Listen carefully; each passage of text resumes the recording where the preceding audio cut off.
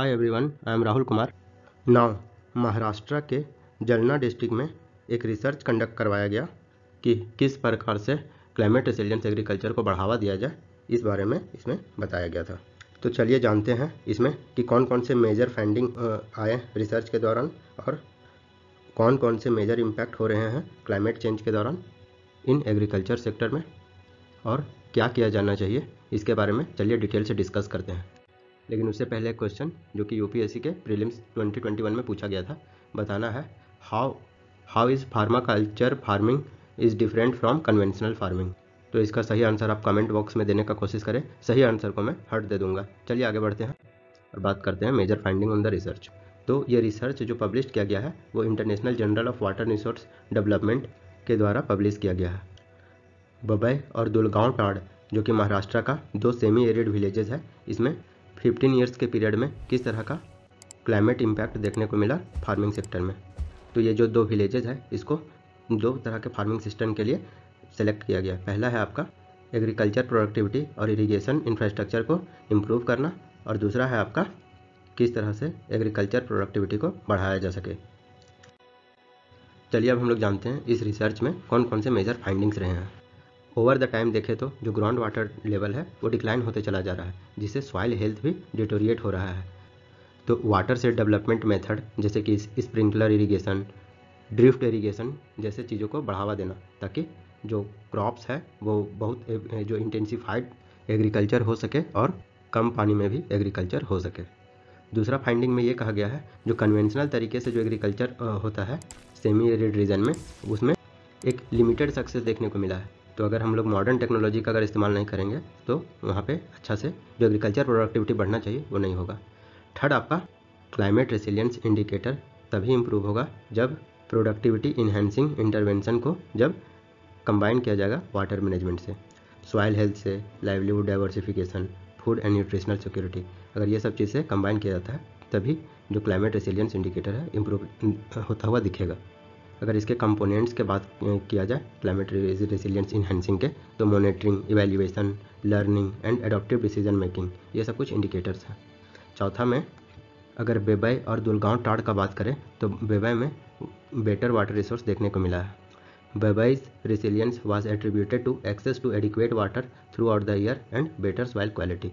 बेबई में आपका वाटर का एक्सेसिबिलिटी है वो अच्छा है, वो वहाँ पे थ्रू आउट द ईयर पानी रहता है और जो सॉइल क्वालिटी है वहाँ बेटर है। वहीं दुलगांव टाड़ का बात करें तो it has witness improvement across all the resilience attributed due to intervention focusing on adaptive capacities and natural resource management.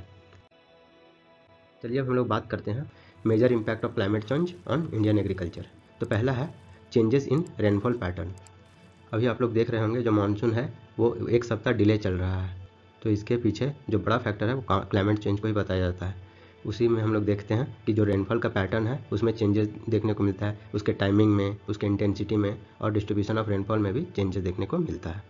और इसके कारण से जो ड्रॉट हो गया, फ्लड्स हो गया और इरोटिक रेनफॉल, ये सब देखने को मिलता है और इससे एग्रीकल्चर प्रोडक्टिविटी भी ख़राब होता है।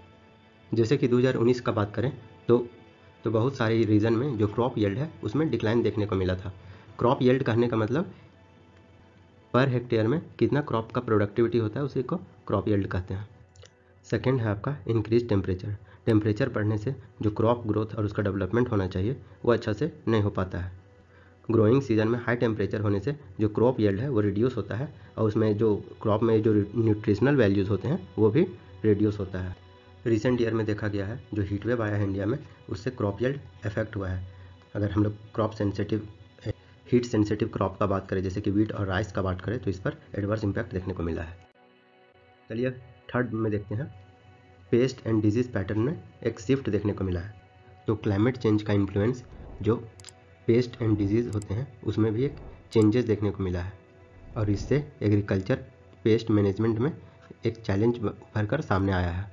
तो जो रेनफॉल पैटर्न के में जो चेंजेस देखने को मिला है उससे पेस्ट एंड डिजीज़ का भी स्प्रेडिंग देखने को मिला है और ये फेवर करता है, जिससे क्रॉप का हेल्थ जो है उसमें इम्पैक्ट देखने को मिला है। जैसे कि हम लोग बात किया जाए एग्जांपल में पिंक ब्लू वर्म्स की, जो कि कॉटन प्रोडक्शन है उसमें इम्पैक्ट देखने को मिला है। इसके इंसिडेंट्स है वो डे बाय डे बढ़ते चले जा रहे हैं। उसके बाद लोकस्ट स्वार्म जो सोमालिया से आता है, आई एम श्योर ये पिछले साल बहुत न्यूज़ में था, आप लोगों ने सुना होगा। ये इससे जो क्रॉप में जो ये एक तरह का पेस्ट है वो क्रॉप को डैमेज कर देता है। फोर्थ है आपका वाटर स्कार्सिटी। तो जो रेनफॉल के पैटर्न में और ग्लेशियर के मिल्टिंग के पैटर्न में जो चेंजेस देखने को मिला है, उससे वाटर स्कार्सिटी का समस्या और ज़्यादा तेज हो गया है, specially during critical crop growth stage, जिससे कि जो क्रॉप प्रोडक्टिविटी है वो भी रिड्यूस देखने को मिला है। नेक्स्ट है आपका चेंजेस इन क्रॉपिंग पैटर्न। तो जो टेम्परेचर एंड रेनफॉल में जो एक शिफ्ट देखने को मिला है, तो फार्मर को चाहिए कि जो न्यू क्रॉपिंग पैटर्न है उसको एडॉप्ट करें ताकि प्रोडक्टिविटी इंश्योर हो सके। कुछ क्रॉप्स के लिए अगर देखा जाए तो ये मोर सूटेबल भी देखने को मिला है, जैसे कोकोनट प्रोडक्शन में ऑल इंडिया बेसिस पे देखा जाए तो इसका प्रोडक्शन इंक्रीज़ करने का प्रोजेक्शन लगाया जा रहा है। सिक्स्थ है आपका इंक्रीज एक्सट्रीम वेदर इवेंट्स, जैसे कि साइक्लोन, स्ट्रॉम्स, हेल स्ट्रॉम्स।